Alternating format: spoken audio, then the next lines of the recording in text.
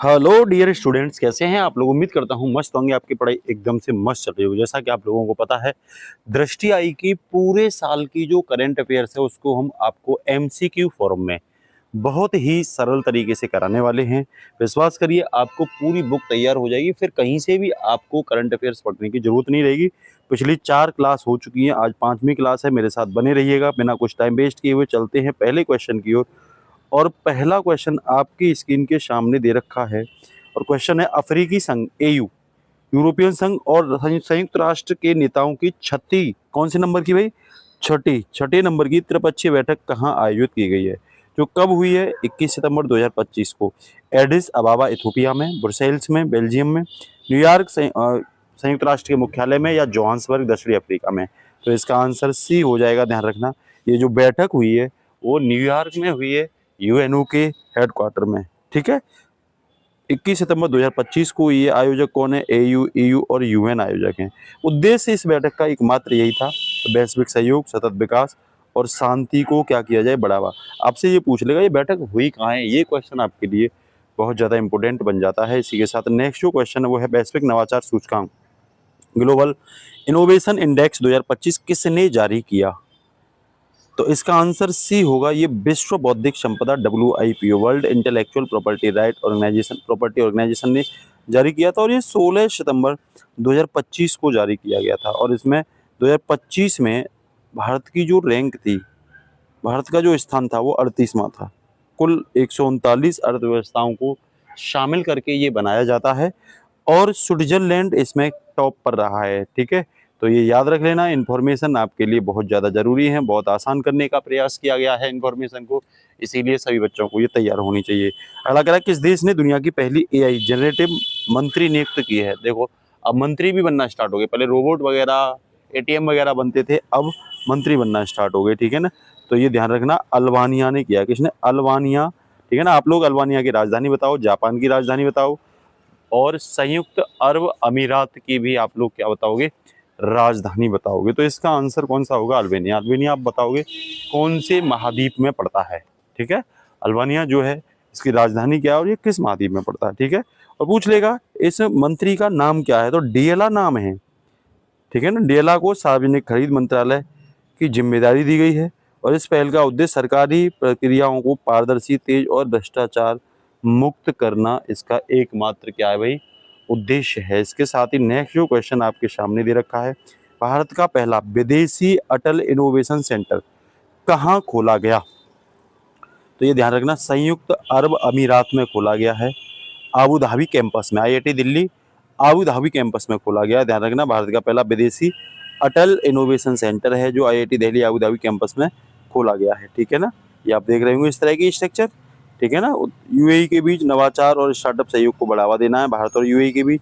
और इस कह रहा है, यह सेंटर शोध, प्रौद्योगिकी विकास और उद्यमिता को बढ़ावा देगा। कह रहा है, यह कदम भारत के लिए वैश्विक नवाचार क्षमता को क्या करेगा, मजबूत करने के लिए काफी है। अगला क्वेश्चन है, संघाई सहयोग संगठन SCO शिखर सम्मेलन 2025 का आयोजन कहाँ किया गया है, 2025 का। ठीक है, तो ये चीन में किया गया है, त्यानजिन। कहाँ पे, त्यानजिन, चीन में किया गया है। और ये ध्यान रखना, ये कब किया गया, तो 21 अगस्त से 1 सितंबर 2025 तक ये आयोजित किया गया है। उद्देश्य यही था कि क्षेत्रीय सुरक्षा, आर्थिक सहयोग और कनेक्टिविटी पर चर्चा करना। ठीक है, और चीन ने इस सम्मेलन में मेजबानी की, वैश्विक शांति और स्थिरता को आगे बढ़ावा देने की बात कही। ठीक है, इसके साथ ही नेक्स्ट है, standard and poor global ratings में भारत की लंबी अवधि की सॉवरेन क्रेडिट को BBB रेटिंग से बढ़ाकर कितना कर दिया है। तो ये बढ़ाकर के BBB जो रेटिंग है, इस देखो BB नेगेटिव, ये BBB नहीं है, BB नेगेटिव है। ठीक है ना, तो BB नेगेटिव से BBB कर दिया है। पहले BB नेगेटिव थी, अब थोड़ा सा सुधार हुआ है, तो BBB कर दिया है। ध्यान रखना, कह रहा छोटी अवधि की रेटिंग A3 से बरकरार रखी गई है। और Standard and Poor's Global Rating की स्थापना 1860 में न्यूयॉर्क में इसका हेडक्वार्टर है। ध्यान रखना, और भारत की GDP जो है 6.8 रहने का इसने क्या लगाया है, अनुमान लगाया है। इसके साथ ही नेक्स्ट क्वेश्चन है, संयुक्त राष्ट्र स्थलग्रस्त विकासशील देशों का तीसरा सम्मेलन LLDC 3 कहाँ संपन्न हुआ। तो ध्यान रखना, ये अबाजा में हुआ। अबाजा तुर्कमेनिस्तान में पड़ता है। कहाँ पड़ता है, तुर्कमेनिस्तान में पड़ता है। तो इस जगह को भी याद रखना, अबाजा। ठीक है ना, आप लोग ये बताओगे कि ये जो स्थान वाले कंट्री है, सेंट्रल एशिया के कौन कौन से देश हैं और इनकी राजधानी क्या है, सभी की राजधानी लिखोगे आप लोग कमेंट में, ठीक है ना। और कह रहा है ये 5 से 8 अगस्त 2025 तक अवाजा तुर्कमेनिस्तान में आयोजित की गई थी। इसमें 32 स्थलग्रस्त जो विकासशील देश हैं वो शामिल हुए थे, ठीक है ना।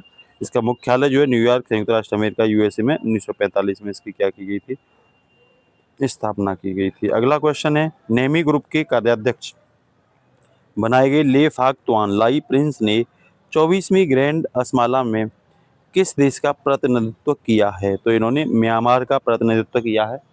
भाई राजधानी बताओगे, मलेशिया, कंबोडिया और थाईलैंड की। और आसियान में कितने देश हैं ये भी लिखोगे, और आसियान का हेडक्वार्टर कहाँ पे है ये भी आप लोग लिखोगे, ठीक है ना।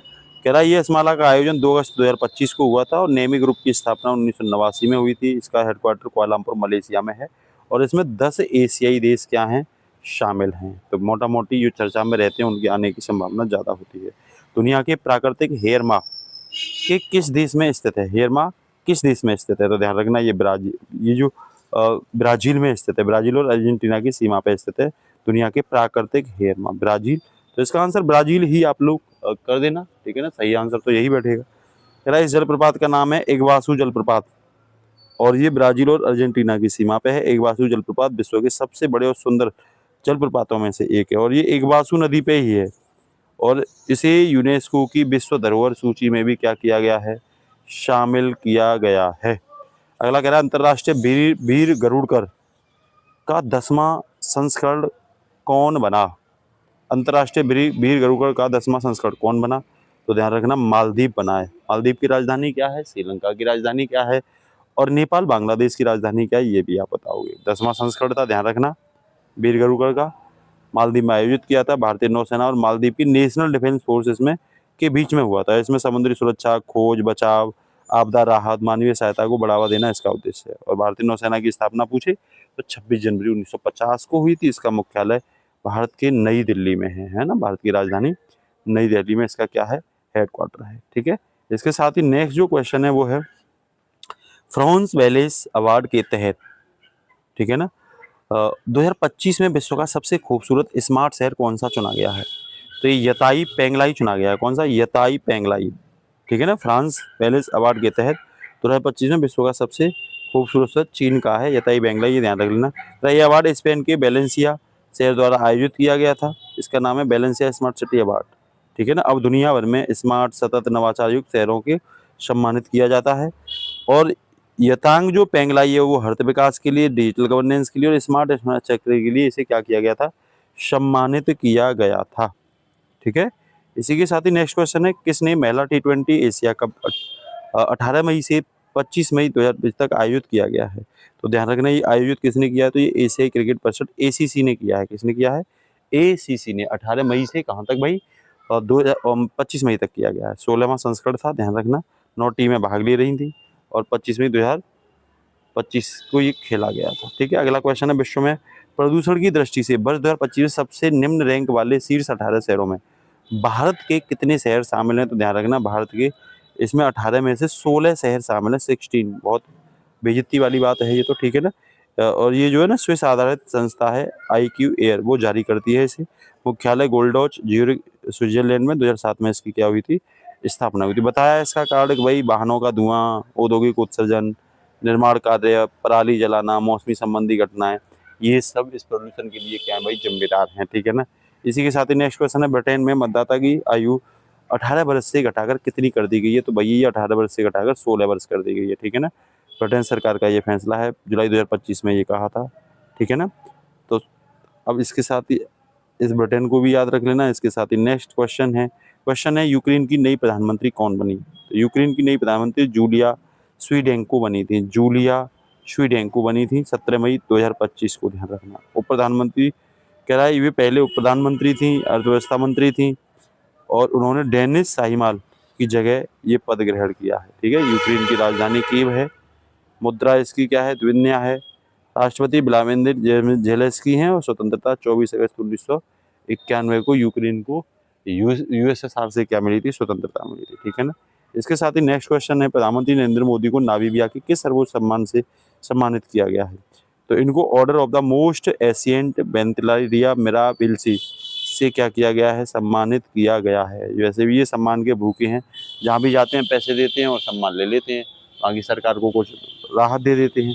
तो भारत में नाम करते हैं कि हमें हर जगह क्या मिल रहा है भाई, सर्वोच्च पुरस्कार। ये नहीं देख रहे भारत में बच्चे धरना प्रदर्शन में लगे हुए हैं पेपर लीक के में, वो इन पर सुधर नहीं रहा और सर्वोच्च पुरस्कार पता नहीं किस बात पर इनको दिया जा रहा है। फोर्ब्स द्वारा जारी अमेरिका के सबसे अमीर प्रवासियों की सूची में 2025 में भारतीय मूल के कितने व्यक्ति हैं, तो ध्यान रखना 12 व्यक्ति भारतीय मूल के हैं। फोर्ब्स पत्रिका में ध्यान रखना, ठीक है। और आपसे पूछे ना अफ्रीकी मूल के, तो एलन मस्क। अफ्रीका मूल के पूछे तो आप सीधा जवाब दे देना एलन मस्क का नाम, ठीक है ना। तो ये प्रिटोरिया दक्षिण अफ्रीका में इनका जन्म हुआ था 28 जून 1971 को। टेस्ला, स्पेस एक्स है ना, न्यूरालिंक के सीईओ हैं, ध्यान रखना। ये इनकी संपत्ति इस समय 220 बिलियन डॉलर है, मिलियन नहीं है, ध्यान रखना, ये बिलियन डॉलर की बात कर रहा हूँ मैं, ठीक है। इसके साथ ही नेक्स्ट जो क्वेश्चन है वो है, प्रधानमंत्री नरेंद्र मोदी को किस देश का सर्वोच्च सम्मान दिया गया है, तो ये ब्राजील का दिया गया है। किसका? ब्राजील का। कौन सा दिया गया है? The great collar of the national order of the सर्वन ऑफ, ये ध्यान रखना है इस पुरस्कार का भी नाम, ठीक है ना। अभी नामीबिया का था, आप देखो ये ब्राजील का था। ये पुरस्कार के ही भूखे हैं। राजधानी क्या है? बमाको है। CFA फ्रैंक मुद्रा है। असीमी गोटा इसके क्या हैं? राष्ट्रपति हैं, ठीक है। और ये पुरस्कार इनको दिया गया है 8 जुलाई 2025 को, माली गणराज्य का सर्वोच्च राष्ट्रीय पुरस्कार। ये माली का, ब्राजील नहीं, ब्राजील तो गलती से हो गया, सॉरी, ठीक है ना। ये माली है, माली अफ्रीका कंट्री है, माली का दिया गया है, ठीक है। आप लोग ब्राजील, माली, फ्रांस, मॉरिशस की क्या बताओगे? राजधानी बताओगे, ठीक है ना। इसके साथ ही नेक्स्ट राजधानी तो आपको ऐसे ही रटा दूंगा, ध्यान रखना, भूलने से नहीं भूल पाओगे, ठीक है, बस अब आप नोट करते रहिए। गोरख वन महोत्सव, पवित्रा बागवानी और पौध भी कहते हैं कार्यक्रम 286, महगने पेड़ लगाओ, स्थानीय हित का लाभ क्या है, तो ये स्थानीय पर्यावरण के संरक्षण के लिए है, ध्यान रखना, ठीक है। इसका नाम है महगने पेड़ लगाओ, ठीक है। लोगों की भागीदारी को लेकर के यह अभियान चलाया गया था। नेक्स्ट क्वेश्चन है, भारत का पहला एकीकृत बासमती और जैविक प्रशिक्षण सेशन केंद्र कहाँ पे है, तो ये पीलीभीत उत्तर प्रदेश में है। कहाँ पे है? पीलीभीत उत्तर प्रदेश में, ठीक है ना। ये आप देख रहे हैं वही क्वेश्चन है, पीलीभीत उत्तर प्रदेश में, ठीक है। इसके साथ ही नेक्स्ट क्वेश्चन है, कह रहा है सितंबर 2024-25 के लिए लॉजिस्टिक परफॉर्मेंस इंडेक्स किसने जारी किया, तो ये पत्तन पोत परिवहन जलमार्ग मंत्रालय ने जारी किया है। और इसका उद्देश्य यही है कि ये लॉजिस्टिक क्षमता को मापने, तुलना करने और विश्व बैंक द्वारा क्या किया गया है, ये तैयार किया गया है। किसके द्वारा? विश्व बैंक के द्वारा ये तैयार किया गया है, ठीक है। इसके साथ ही नेक्स्ट अगर मैं बात करूं आपसे, तो नेक्स्ट क्वेश्चन है, देखो एक एक पे कई क्वेश्चन, और नमूना पंजीकरण प्रणाली से संबंधित है, ठीक है। तो ये पहला क्वेश्चन आपके लिए है, आप खुद बताओगे कि भाई नमूना पंजीकरण प्रणाली SRS 2024 बुलेटिन किसने जारी की थी, गृह मंत्रालय, ORGI ने, या स्वास्थ्य मंत्रालय, या नीति आयोग ने, ये क्वेश्चन आपके लिए है। अगला कह रहा है ORGI किस मंत्रालय के अंतर्गत आता है, तो ये सांख्यिकी मंत्रालय के अंतर्गत आता है। किस सांख्यिकी? सी आंसर हो जाएगा। SRS किस प्रकार का सर्वेक्षण करता है, तो ये जनसांख्यिकी सर्वेक्षण करता है। भारत की जन्म दर 2014 में कितनी थी, तो 21 लोग प्रति 1000। भारत की जन्म दर 2024 में घटकर कितनी रह गई, तो ये 18.3 रह गई है घटकर, ठीक है ना। तो ये इस लाइन में भी लिखा हुआ है, ध्यान रखना, ठीक है ना। इसी के साथ नेक्स्ट अगर आपसे पूछे, भारत की मृत्यु दर 2014 में, मृत्यु दर क्या है, तो 6.7 थी ये 2014 में, लेकिन 24 में कितनी हुई है, तो 6.4 हो गई है। इसमें भी गिरावट देखने को मिली है। तो ये कुछ इंपोर्टेंट डाटा है जो आपको तैयार करना है। नेक्स्ट कह रहा है, केंद्रीय मंत्रिमंडल के औद्योगिक पार्क के लिए कौन सी योजना को मंजूरी दी है, तो भाभ्या योजना को मंजूरी दी है, जिसका नाम है भारत औद्योगिक विकास योजना, भाभ्या, ठीक है। इसका अगर हिंदी में नाम पूछे तो आप लोग बताना, भारत औद्योगिक विकास योजना। भाभ्या के संचालन दिशा निर्देश किसने जारी किए, तो सीधा सीधा जवाब देना आप लोग, औद्योगिक एवं आंतरिक व्यापार संवर्धन विभाग ने, ठीक है ना। ठीक है भाई, याद रखोगे। तो ये भी आपको तैयार करना बेहद जरूरी है। और 33,660 करोड़ रुपए की लागत में इसको तैयार किया गया है, ठीक है। 33,660 करोड़ की लागत में इसे क्या किया गया, तैयार किया गया है। इसके साथ ही नेक्स्ट क्वेश्चन है, अगला क्वेश्चन है, कह रहा है वो बिहार बजट 2026-27 किसने प्रस्तुत किया, तो विजेंद्र प्रसाद यादव ने किया था। किसने? विजेंद्र प्रसाद यादव ने। बिहार बजट 2026 का कुल आकार कितना है, आकार पूछे तो ध्यान रखना 347,589.76 347,589.76 करोड़ रुपए बिहार का क्या रखा गया, बजट रखा गया है। 2026-25 के बजट अनुमान की तुलना में कितनी वृद्धि की गई है? तो इसका है 30,696.74 करोड़ रुपए की क्या की गई है, वृद्धि की गई है इस बार के बजट में। ठीक है, इसके साथ ही नेक्स्ट है बिहार आर्थिक सर्वेक्षण 2025-26 में किन का समग्र आकलन किया गया था? तो आप लोग ध्यान रखना, पूछे किन का समग्र आकलन किया गया था, तो सीधा सीधा आप लोग इसका जो आंसर बताओगे वो बताओगे राज्य का सामाजिक विकास होना चाहिए। देखो ये दिख रहा है आपको, राज्य का सामाजिक विकास, ठीक है, इसका किया गया। ठीक है, आर्थिक विकास, सामाजिक विकास और सार्वजनिक वित्त, इनका किया गया था। 2024-25 में स्थिर कीमतों पर बिहार की जीडीएसपी वृद्धि दर कितनी हुई थी? तो 8.6% इसका क्या होगा, आंसर होगा। ठीक है, तो ये पॉइंट आपको याद करने हैं। दृष्टि आई में काफी महत्वपूर्ण करंट पूछी जाती है, ज्यादातर एग्जाम में यहीं से ये करंट आती है। ठीक है ना। अगला है उत्तर प्रदेश आर्थिक समीक्षा 2025-26 कब प्रस्तुत की गई थी? तो ये 9 फरवरी 2026 को प्रस्तुत की गई थी। यूपी वाली इकोनॉमिक सर्वेस में पिछली साल का आर्थिक विवरण दिया रखा होता है, क्या हुआ क्या नहीं हुआ वो सब होता है। कह रहा है वर्ष 2016-17 में उत्तर प्रदेश का सकल घरेलू आय कितना था? 16-17 की बात को 13.30 लाख करोड़ रुपए था। वर्ष 2025 में तुरंत अनुमान में जीएसडीपी कितना हो गया? तो ये बढ़कर के 30.25 लाख करोड़ हो गया, 25 लाख करोड़ रुपए ये हो गया। तो ये डाटा आपको इकोनॉमिक सर्वे का क्या रखना है, याद रखना है। ठीक है ना। तो आप लोग बताओगे करंट अफेयर्स की क्लास कैसी लगी। अगर आप नए हैं तो चैनल को जरूर सब्सक्राइब कर लेना। ये महत्वपूर्ण क्लास हैं, आपके एग्जाम में क्या करेंगे, बूस्ट करेंगे और आपके एग्जाम में एक सीट को क्या करेंगे, इंश्योर करेंगे। नमस्कार, जय हिंद दोस्तों, ऑल द बेस्ट।